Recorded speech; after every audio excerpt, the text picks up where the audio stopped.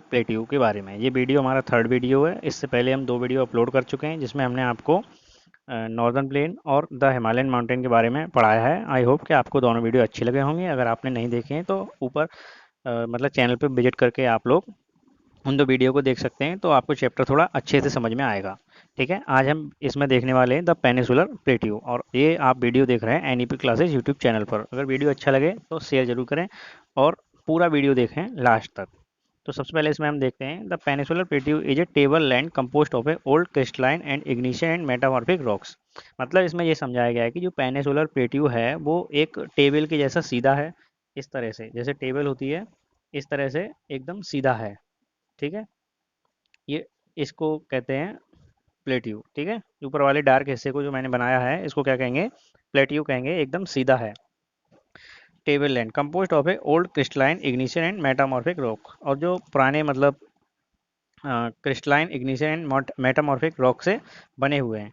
It was form due to the breaking and drifting of Gondwana land. ये शब्द आपके में मतलब अभी बुक में पहली बार आया है और अपडेटेड वर्जन है इस बुक का, तो आपने गोंडवाना लैंड के बारे में नहीं पढ़ा है। अगर आप ओल्ड बुक में आप जाके देखेंगे तो आपको गोंडवाना लैंड के बारे में बताया जाएगा। तो अभी मैं आपको दिखाता हूँ कि गोंडवाना लैंड क्या है और कैसे है, इसको समझते हैं। देखिए इसमें साफ साफ लिखा है कि ये मतलब एक वेबसाइट है जिसका नाम है लाइव साइंस। तो इसकी मतलब साइट से मैंने स्नैपशॉट मतलब क्रॉप करके आपको ये दिखा रहा हूँ कि गोंडवाना वॉज एन एंशियंट सब कॉन्टिनेंट, यानी कि पुराने टाइम का एक सब कॉन्टिनेंट था। सब कॉन्टिनेंट का मतलब होता है कि कॉन्टिनेंट का मतलब होता है एक महाद्वीप। ठीक है, सब कॉन्टिनेंट का मतलब होता है छोटा सा एक द्वीप। दैट ब्रोक अप, सॉरी सब कॉन्टिनेंट था सुपर कॉन्टिनेंट, यानी कि कॉन्टिनेंट से भी बहुत बड़ा कॉन्टिनेंट, यानी कि एक कॉन्टिनेंट, दो कॉन्टिनेंट, चार पांच कॉन्टिनेंट को मिलाकर एक बनने वाला एक बड़ा एक एंशियंट कॉन्टिनेंट था, जो आज से लगभग 180 मिलियन ईयर एगो टूट गया, ब्रोक अप। ठीक है, क्या हो गया, broke up. The continent eventually split into land mass, और बाद में ये टूटने के बाद किस में बट गया, जमीन के हिस्से में बट गया, यानी कि लैंड मास, यानी कि लैंड माने जमीन, मास माने हिस्से जमीन के हिस्सों में बट गया। बी रिकॉग्नाइज टुडे, जिनको आज हम जानते हैं, मतलब जो आज जो हिस्से जिनको हम जानते हैं, जैसे अफ्रीका कॉन्टिनेंट है वो पहले गोंडवाना का हिस्सा हुआ करता था। साउथ अमेरिका गोंडवाना का हिस्सा हुआ करता था। ऑस्ट्रेलिया, अंटार्कटिका और इंडियन सब कॉन्टिनेंट एंड अरेबियन पेनिसुलर। ठीक है, ये सब किसके हिस्से हुआ करते थे, गोंडवाना के। तो आपने देख लिया गोंडवाना का एक पुराना जमीन का हिस्सा है जो सुपर कॉन्टिनेंट था, जिस जो मतलब बहुत सारे कॉन्टिनेंट को मिला के बनने वाला एक कॉन्टिनेंट था, जो आज से लगभग 180 मिलियन ईयर एगो टूट गया था। और वो कितने पार्ट में बट गया, Africa, South America, Australia, Antarctica and Indian सब कॉन्टिनेंट एंड अरेबियन पेनिसुला में बट गया। ठीक है, तो आई होप कि आपको समझ में आ गया होगा कि गोंडवाना क्या है। अब हम अपने बुक की तरफ चलते हैं और आपको मैं अपडेट बुक का ही पोर्शन दिखाऊंगा जो पुराने मतलब इससे पहले जो अपडेट वर्जन नहीं था उस बुक में गोंडवाना लैंड के बारे में पढ़ाया जाता था। अब आप उसको देखते हैं। ये ओल्ड एनसीईआरटी बुक है जो आज से लगभग 2-3 साल पहले इस तरह की किताब चलती थी, जो फिजिकल फीचर्स ऑफ इंडिया के नाम से इसमें दिखाई गई है। तो मैं आपको ये बुक इसलिए दिखा रहा हूँ क्योंकि मुझे आपको इसमें गोंडवाना लैंड के बारे में बताना है कि गोंडवाना लैंड क्या होता है। तो आपने यहाँ पर देख लिया होगा कि नाम लिखा है गोंडवाना लैंड। तो इसमें साफ लिखा है कि गोंडवाना लैंड क्या है, द ओल्डेस्ट लैंड मास, जिस जो द पेनिसुलर पार्ट था was a part of Gondwana land. Gondwana land include India, Australia, South Africa, South America and Antarctica as a single land mass, यानी कि पूरा जो हिस्सा आज आप देख रहे हैं, ठीक है, वो पहले किसके अंदर आता था, गोंडवाना लैंड के अंदर आता था, जिसमें India, Australia, south America, south Africa and Antarctica आते थे। ठीक है, जो बाद में गोंडवाना लैंड क्या हुआ, टूट गया, और टूटने के बाद वो इन हिस्सों में बट गया। ठीक है, और बटने के बाद हिमालय की फॉर्मेशन हुई। तो इसमें साफ साफ लिखा है कि Gondwana land it is a northern southern part of the ancient super continent Pangaea. ठीक है, मतलब इससे पहले भी एक बड़ा सा मतलब जो हिस्सा हुआ करता था जमीन का। पहले अब इसको समझ लेते हैं ना डिटेल में, देखो है क्या, इस चीज़ को यहाँ से देखते हैं। इसको जूम करते जाते हैं, यहाँ से देखा, देखिए ये अर्थ है। ठीक, और अर्थ पहले ना दो हिस्सों में बटी हुई थी, यानी कि दो हिस्सों में बटी हुई का मतलब था अर्थ पे दो कॉन्टिनेंट थे। ठीक है, एक कॉन्टिनेंट ऊपर था और दूसरा कॉन्टिनेंट आपका नीचे था। ये दो कॉन्टिनेंट थे पहले अर्थ पे। ठीक है, और एक एक का नाम पेंगास था और दूसरा का नाम शायद अंगारा था। तो ऊपर वाले का नाम जो था, अभी देख लूँगा, मुझे क्लियर नहीं पता है, एक बार मैं देख के बता दूंगा आपको।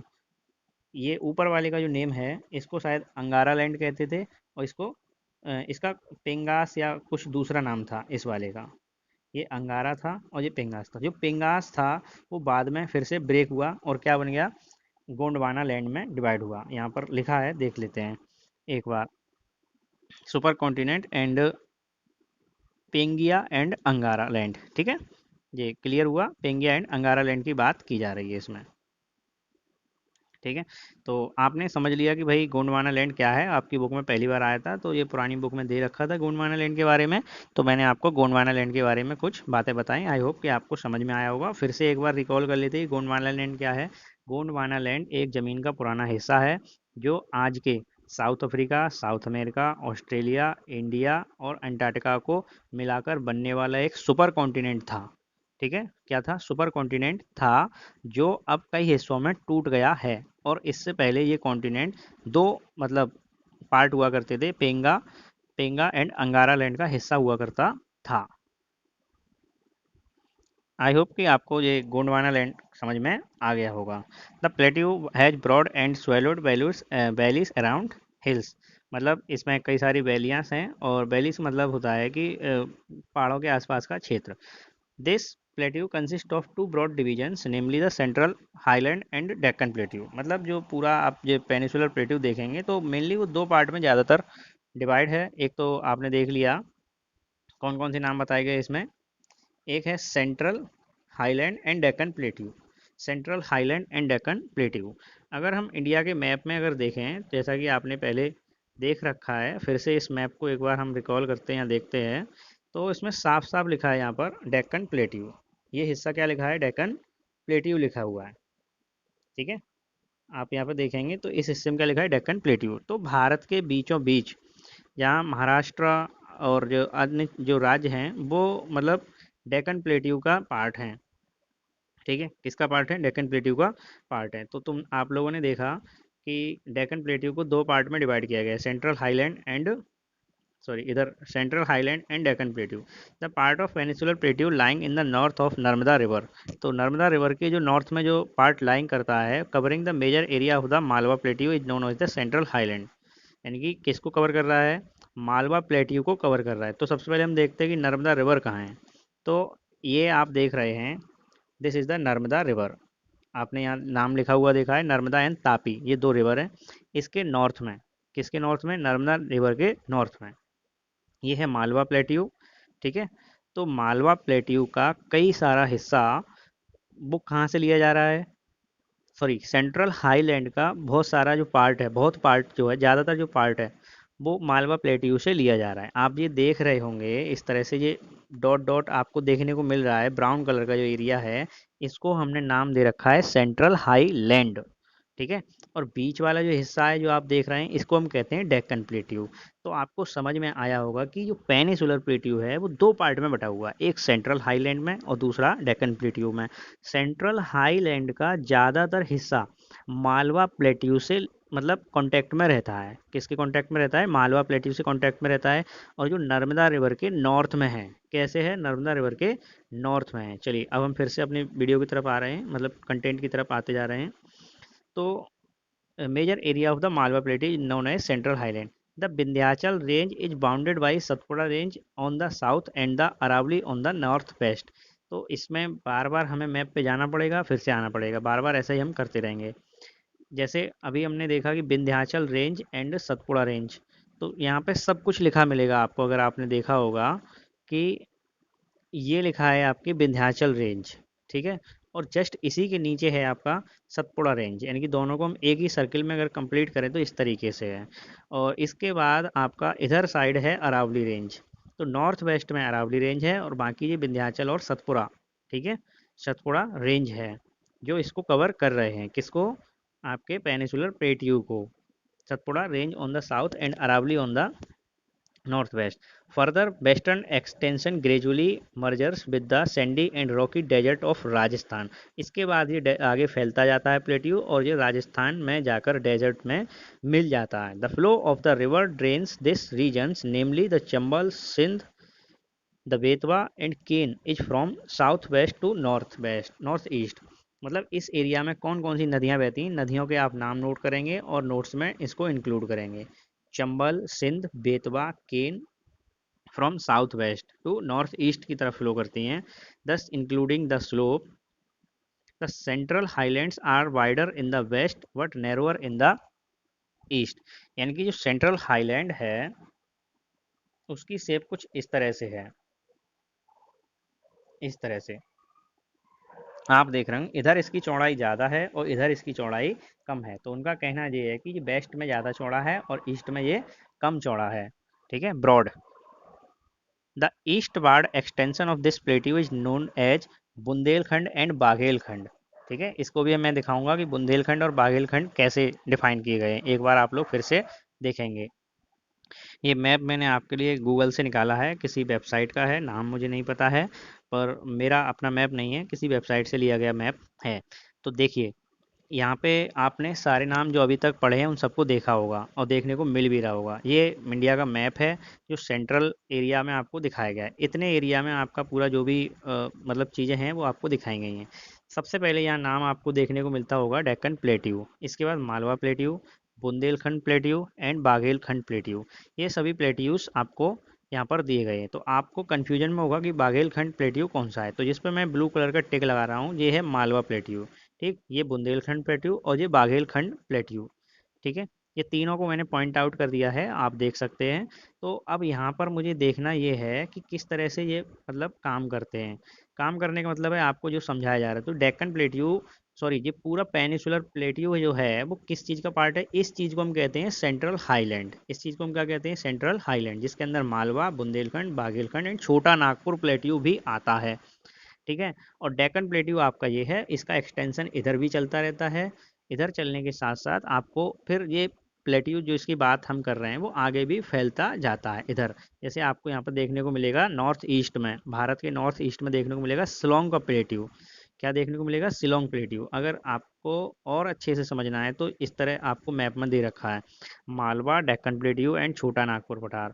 ठीक है, और अच्छे से समझना है तो आपको इस तरह से दे रखा है, यहाँ पर आपको देखना पड़ेगा कि सेंट्रल हाईलैंड है, डेक्कन प्लेट्यू है, नॉर्दर्न प्लेन इस तरह से चल रहे हैं, नॉर्थ ईस्ट इंडिया में इधर प्लेन्स चल रहे हैं, ये ईस्टर्न घाट है, ये वेस्टर्न घाट है। ठीक है, इसके बाद आपको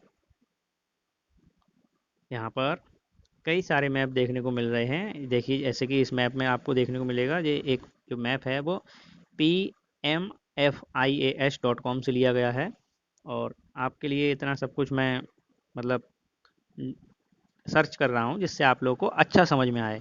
तो ये मालवा हो गया, बुंदेलखंड हो गया, और इसको जो छोटा नागपुर का प्लेट्यू है उसे हजारीबाग प्लेट्यू भी एक नाम दिया गया है और रांची प्लेट्यू भी नाम दिया गया है। तो इस तरह से आई होप कि आपको ये समझ आ रहा होगा कि किस तरह से ये प्लेट्यू कहाँ तक फैला हुआ है। तो दो, एक ये आपको वाटरफॉल दिखाया गया है जो छोटा नागपुर प्लेट्यू से पास में जो भी है। द छोटा Nagpur plateau mark the further eastward extension drained by the Damodar. यानी कि दामोदर एक रिवर है जो यहाँ से निकलती है छोटा नागपुर प्लेट्यू से। ठीक है, तो छोटा नागपुर प्लेट्यू ईस्ट की तरफ फैलता जाता है, दामोदर रिवर से यहाँ से निकलती है। The Deccan plateau is a triangular land mass. जो डेक्कन प्लेट्यू की बात की जाए तो डेक्कन प्लेट्यू एक ट्रायंगुलर लैंड मास है, जो मैंने आपको यहाँ पे दिखाया था। इस तरह से आपको देखने को मिल रहा होगा डेक्कन प्लेट्यू, ये मैप में आपने इस तरह से देखा है। तो प्रॉपर ट्रायंगल नहीं है पर ट्रायंगल की शेप में रहता है। ठीक है, इस तरह से मैं पहले भी एक इस तरह से आपको दिखा चुका हूँ, ये आपको शेप देखने को मिल रही होगी, ये ट्रायंगुलर शेप जैसा लग रहा है, पर मतलब जैसा भी आपको दिख रहा है तो बुक में आपको ट्रायंगुलर। ठीक, the Deccan plateau is triangular landmass that lie to the south of the river Narmada, जो नर्मदा रिवर के साउथ में लाई करता है। The Satpura range flanks its broad west in the north, while the Mahadev, Kaimur and Maikal range from eastern extension. ये तीन पर्वतों के नाम है, आपको याद करने हैं, नोट्स में डाल दें, महादेव, कैमूर और मैकाल। ठीक है, range from the eastward extension, locate these hills and ranges in the physical map of India. ये काम भी आपको करना है कि फिजिकल मैप पे से लोकेट करके बताना है कि कहाँ पर है। Deccan plateau is higher in the west slope and gently eastward. जो डेक्कन प्लेट्यू है तो इस तरह से उठा हुआ है और फिर धीमे धीमे धीमे धीमे नीचे की तरफ फ्लो होता गया हिस्सा। The an extension of A plateau is also visible in the north east. और इसका मतलब जो एक्सटेंशन है, एक्सटेंशन का मतलब होता है फैलना, जो नॉर्थ ईस्ट में भी देखने को मिलता है। Locally known as Meghalaya, Meghalaya यानी कि एक स्टेट है। कार्बी एंगलोंग प्लेट्यू के नाम से भी जाना जाता है। एंड द नॉर्थ चच्चर हिल्स के नाम से भी इसको जाना जाता है। ठीक है। It is separated by a fault from a Chota Nagpur plateau. Three prominent hills ranges from west to east on are the Garo, Khasi and Jaintia. ठीक है। और ये तीन मतलब आपको हिल्स हैं जो मेघालय से यानी कि असम, सॉरी, मेघालय में फैली हुई हैं, जिनका नाम है गारो, खासी एंड जैंतिया। तो इसको मैप में अगर देखते हैं तो मैप में कहाँ दिखेगा, तो आपको मैप में इधर दिखेगा। ये आपको दे रखा है मैप में अपने, ये हैं गारो, खासी एंड जैंतिया। ये तीनों मतलब हिल्स हैं जो मतलब इसी प्लेन के पार्ट में आती हैं। यहाँ से छोटा नागपुर से सेपरेट होकर नॉर्थ ईस्ट में, यानी कि भारत के इस वाले हिस्से को बोलते हैं नॉर्थ ईस्ट। कैसे बोलते हैं नॉर्थ ईस्ट, इस तरह से इसको समझ लेते हैं। देखिए, इस तरह से आपने एक प्लस का साइन बनाया, यहाँ नॉर्थ, यहाँ साउथ, यहाँ वेस्ट और यहाँ ईस्ट। तो बीच का जो पोर्शन होता है उसे नॉर्थ ईस्ट कहते हैं। अगर इसको उठा के आप बीच में लाएंगे तो ये वाला पोर्शन नॉर्थ ईस्ट कहलाएगा। तो ये वाला पोर्शन नॉर्थ ईस्ट है। यहाँ पर भी एक्सटेंशन है, एक्सटेंशन का मतलब होता है फैलना। तो यहाँ कौन फैल रहा है, ये आपका प्लेट्यू, पेनिसुलर प्लेट्यू, जो छोटा नागपुर से सेपरेट होता है और तीन अलग अलग तरह की मतलब पर्वत यानी कि हिल्स में बटा होता है।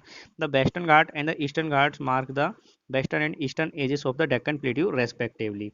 तो अगर वेस्टर्न और ईस्टर्न घाट को अगर हम देखें तो किस तरह से शो किए गए हैं, इस तरह से शो किए गए हैं। अगर आप मैप में देखेंगे तो ये वाली जो पूरी लाइन आप देख रहे हैं रेड कलर से, ये तो है वेस्टर्न घाट, और ये वाली जो लाइन आप देख रहे हैं इसका नाम है ईस्टर्न घाट। तो ये दोनों ईस्टर्न और वेस्टर्न घाट मेंशन किए गए हैं मैप में, आप देख लीजिए।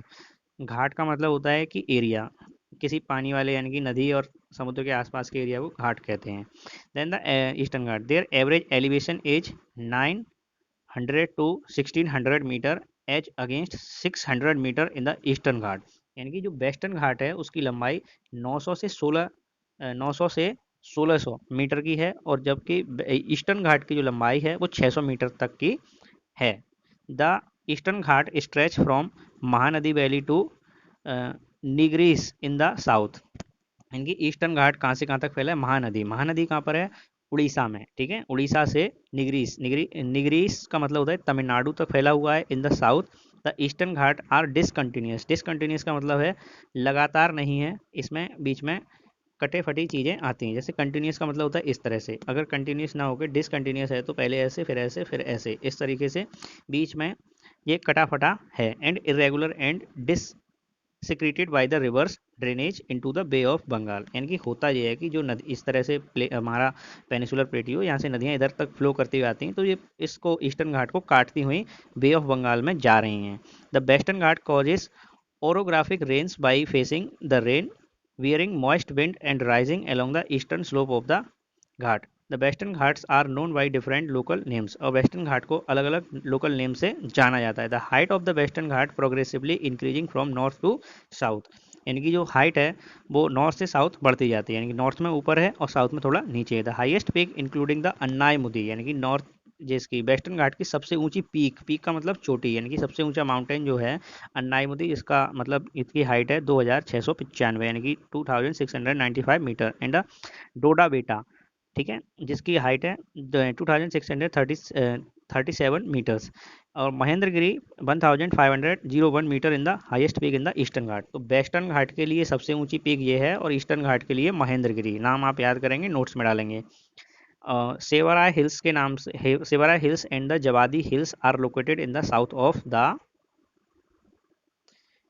Of the eastern Ghat. यानी कि ईस्टर्न घाट के साउथ में ये दोनों हिल्स भी पाई जाती हैं। Locate the famous hill station of, इनका नाम दे रखा है, आपने नाम सुना रखा हो Ooty, Ooty is a famous hill station, वो आपको लोकेट करना है कि किस फेमस हिल्स पे है। One of the distinct feature of the peninsular plateau is the black soil area known as the Deccan trap, यानी कि ब्लैक सॉइल के कारण, और ये मतलब इसका एक फीचर है।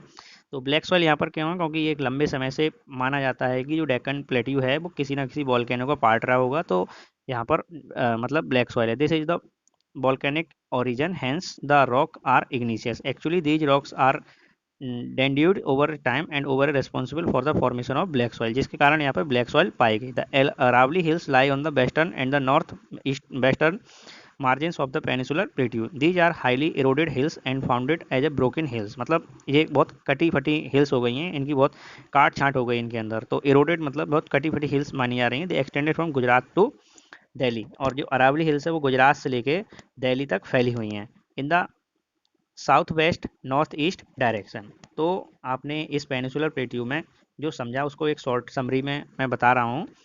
तो इसीलिए मैंने कहा था आपको लास्ट तक वीडियो देखनी है। सबसे पहले आपको देखना है पेनिसुलर प्लेट्यू क्या है। पेनिसुलर प्लेट्यू क्रिस्टलाइन और इग्निशियस मेटामॉर्फिक रॉक से बने हुए एक प्लेट्यू है जो गोंडवाना लैंड का हिस्सा है। गोंडवाना लैंड आपको बता ही दिया है।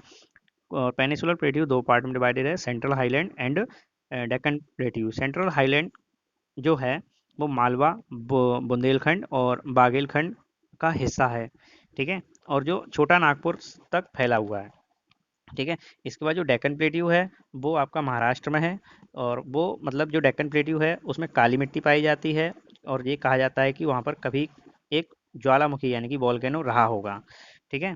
इसके बाद इसमें छोटा नागपुर प्लेट्यू के बारे में बताया गया है। लैंडमार्क कैसा होता है, ट्रायंगुलर शेप का होता है। तीन पर्वत श्रेणियों के बारे में बताया गया है, महादेव, कैमूर एंड मैकाल रेंज के बारे में बताया गया है, ठीक है। अगर हम पूर्वांचल में बात करें, पूर्वांचल से मतलब है नॉर्थ ईस्ट में बात करें, तो कारवरी, एंगलोंग प्लेट्यू एंड ये मेघालय प्लेट्यू के बारे में बात की गई है। वेस्टर्न ईस्टर्न घाट के बारे में बात की गई है, ठीक है। तो और ये यहाँ पर आपके क्या हैं, पासेस हैं, ठीक है। ये पासेस बताए गए, थाल, भोर and Pal Ghat in the physical map of India. इनको भी लोकेट करना है आपको। पासिस, पासिस का मतलब है कि क्रॉस करके जब एक जगह से दूसरी जगह जाया जाता है उसे पास कहते हैं। हाईएस्ट पीक आपकी कौन सी है, अन्नाईमुदी वेस्टर्न पे है और ईस्टर्न पे है महेंद्रगिरी, ठीक है। और सेवारॉय हिल्स एंड जवादी हिल्स के बारे में बताया गया है। ऊटी हिल स्टेशन के बारे में बताया गया है। लगभग जो भी शॉर्ट समराइज मैंने आपको कर दिया है। तो आई होप कि आपको वीडियो पसंद आया होगा। चैनल को सब्सक्राइब